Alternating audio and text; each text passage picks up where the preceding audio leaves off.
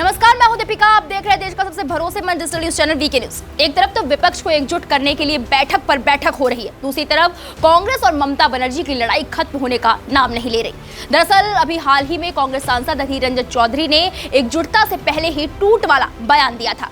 अधीर रंजन चौधरी ने ममता बनर्जी को निशाने पर लेते हुए कहा कि बंगाल में आप हमें खत्म करना चाहती हैं और बाहर हम आपको मदद करने के लिए खड़े रहें, या आप मत सोचा करो। अधीर रंजन ने जोर देते हुए कहा कि ये नामुमकिन है, बिल्कुल नामुमकिन है। अधीर रंजन ने आगे कहा, पश्चिम बंगाल में कांग्रेस ने ममता बनर्जी को कभी खुश करने की राजनीति नहीं की है और ना कभी करेगी। दरअसल कांग्रेस ने ममता सरकार के खिलाफ प्रदर्शन किया था। ये प्रदर्शन बंगाल में पंचायत चुनाव से पहले हो रही हिंसा के खिलाफ हुआ था। इस पर ममता बनर्जी ने कहा था कि कांग्रेस को बड़ा दिल दिखाना पड़ेगा, आपस में लड़ेंगे तो बीजेपी को ही फायदा होगा। इस बयान पर अधीर रंजन चौधरी ने कहा, हाँ दीदी, आपको अभी ज्ञान होने लगा है, आपके दिल में सूरज की किरण शायद घुसने लगी है। बिना कांग्रेस हिंदुस्तान में कुछ नहीं होने वाला। ये जल्द से जल्द अगर आप एहसास कर लें तो आपकी बेहतरी होगी। बंगाल में जब तक सत्तारूढ़ टीएमसी की दहशतगर्दी चलेगी, खून खराबा, हिंसा, तनाव जारी रहेगा, कांग्रेस पार्टी को खत्म करने की साजिश जारी रहेगी।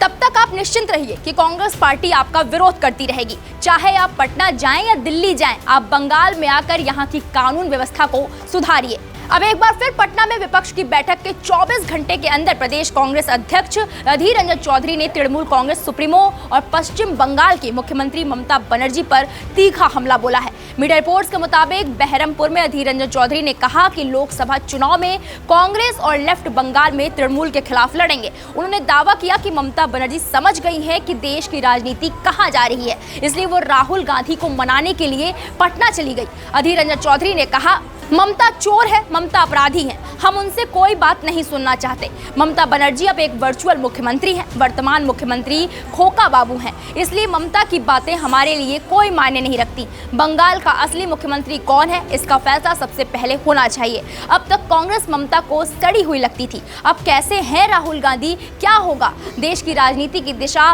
रुख यही समझ आता है कि भविष्य कांग्रेस का है, इसलिए अभी से उन्होंने कांग्रेस को मनाना शुरू कर दिया है। कांग्रेस बीजेपी को हराने के लिए लड़ रही है। राहुल गांधी ने भारत यात्रा करके दिखा दिया है कि कांग्रेस क्या कर सकती है। उनके नेतृत्व में कांग्रेस ने कर्नाटक, हिमाचल प्रदेश में जीत हासिल की। हम राजस्थान, छत्तीसगढ़ में फिर जीतेंगे, हम मध्य प्रदेश में जीतेंगे। राष्ट्रीय स्तर पर चाहे कुछ भी हो जाए, कांग्रेस बंगाल में कभी भी ममता बनर्जी के नेतृत्व में नहीं चलेगी। दिल्ली के नेताओं ने हमसे ऐसा करने के लिए कभी नहीं कहा है।